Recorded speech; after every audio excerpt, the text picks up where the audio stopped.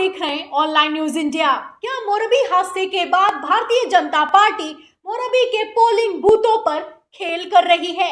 क्या बीजेपी उम्मीदवार को मोरबी में वोटिंग करते समय कुछ भी करने की अनुमति दे दी गई है? बता दें कि गुजरात में पहले चरण का मतदान लगातार जारी है। इसमें मोरबी की भी सीट शामिल है, लेकिन वहां से एक तस्वीर सामने आने के बाद से बवाल मच गया है।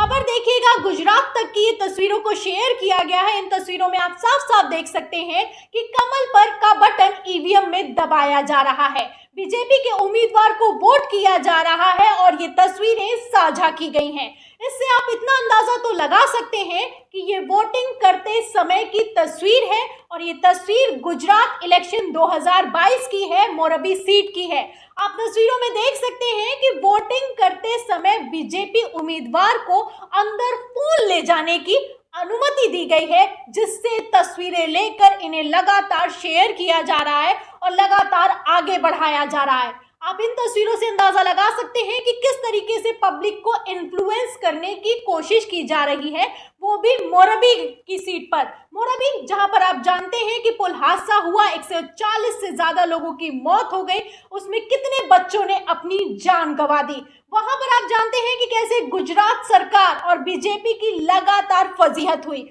उसी फजीहत के बाद अब आप जानते हैं कि चुनाव जारी है, चुनाव का माहौल है, वोटिंग की जा रही है और उसी वोटिंग के बीच इस तरह की तस्वीर सामने आना कई तरह के संगीन सवाल खड़ा करता है। आखिर कैसे एक बीजेपी उम्मीदवार कैमरा लेकर, मोबाइल लेकर कैसे वोटिंग करने के लिए ईवीएम के पास तक पहुंच गया? सवाल तो यहाँ पर इस बात का खड़ा होता है, और वो भी उस सीट पर जिस सीट को लेकर काफी ज्यादा बवाल मचा हुआ है गुजरात चुनाव में। बता दें कि इन तस्वीरों को शेयर किया गया है गुजरात तक की तरफ से। गुजराती में लिखा है, मैं आपको हिंदी में बता देती हूँ। इसमें लिखा हुआ है कि मोरबी मतदान केंद्र के अंदर मोबाइल फोन ले जाने की मनाही होने के बावजूद वोट डालने वाले एक बीजेपी उम्मीदवार की फोटो वायरल हो गई है।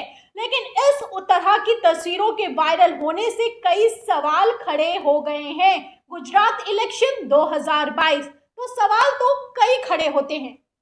हर बार जब भी वोटिंग होती है, जब भी चुनाव सामने आता है, तो कई तरह के सवाल खड़े होते हैं ईवीएम को लेकर, वोटिंग प्रक्रिया को लेकर, जो वहां पर ऑफिसर, नोडल अधिकारी नियुक्त किए जाते हैं उनको लेकर। लेकिन हर बार इन सवालों का जवाब किस तरीके से मिलता है आप जानते हैं। इसी तरीके से गुजरात में आप जानते हैं कि किस तरीके से मोरबी पुल हादसे के बाद बवाल खड़ा हुआ है और अब तो आलम ये हो चुका है कि बीजेपी उम्मीदवार बाकायदा मोबाइल लेकर वोटिंग करने के लिए अंदर जा रहे हैं।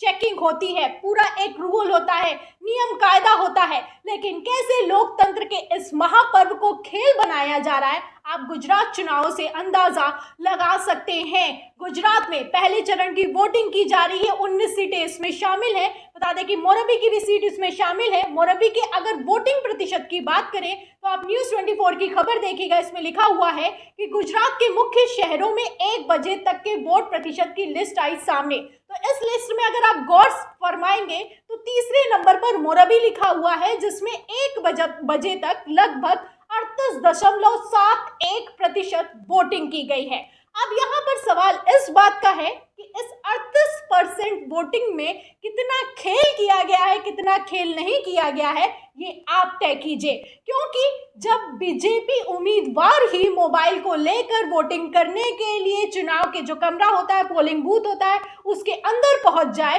तो क्या हाल चल रहा होगा, आप अंदाजा लगा सकते हैं। उत्तर प्रदेश के चुनाव में भी आपने याद होगा कि लखीमपुर में किस तरीके से किसानों की मौत के बाद भयंकर रोष था, भयंकर गुस्सा था, लेकिन उसके बाद आप चुनाव के नतीजे जानते हैं कि लखीमपुर की 8 की 8 सीटें बीजेपी के खेमे में चली गई, बीजेपी ने जीती। उसी तरीके से आप जानते हैं कि गुजरात का मोरबी का भी हाल है। मोरबी में जब से हादसा हुआ है तब से भारतीय जनता पार्टी की भयंकर फजीहत हो रही है और उसके बाद अब आप देख सकते हैं कि वोटिंग हो रही है और उस वोटिंग में कैसी तस्वीरें निकलकर सामने आ रही हैं। तो आखिर क्यों, यहाँ पर सवाल इसी बात का बनता है, फिर आखिर क्यों ईवीएम पर सवाल खड़ा क्यों नहीं किया जाए।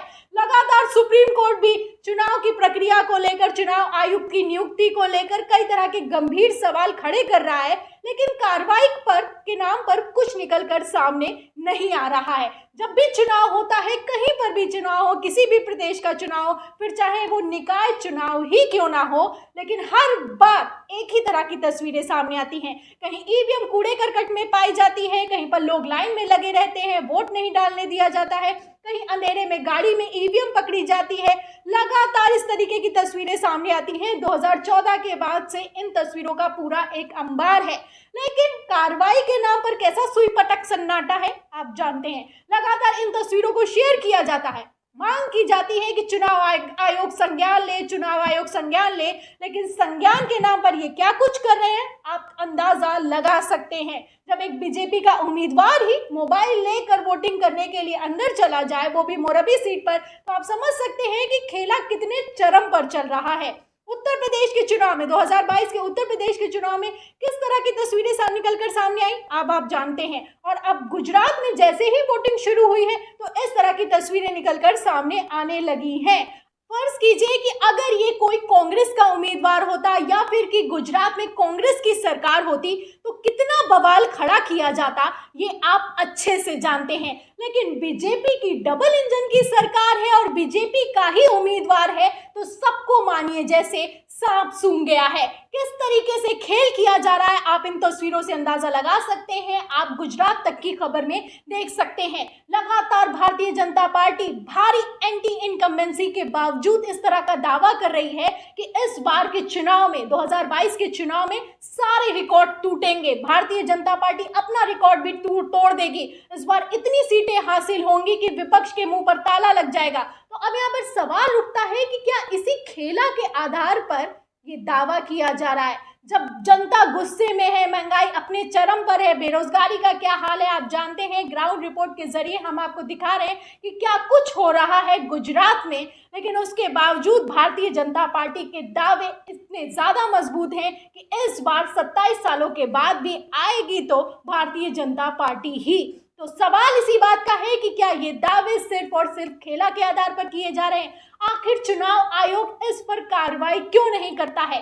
सुप्रीम कोर्ट लगातार टिप्पणी तो करता है, लेकिन सख्त एक्शन क्यों नहीं लिया जाता है। आखिर क्यों इस चुनाव को, लोकतंत्र के इस महापर्व को खेल बनाकर रख दिया गया है। इन सभी सवालों के जवाब में और इस पूरी खबर पर, मोरबी में जो कुछ हो रहा है पोलिंग बूथों पर, उस पर आपकी क्या राय है हमें कमेंट बॉक्स में जरूर लिखें।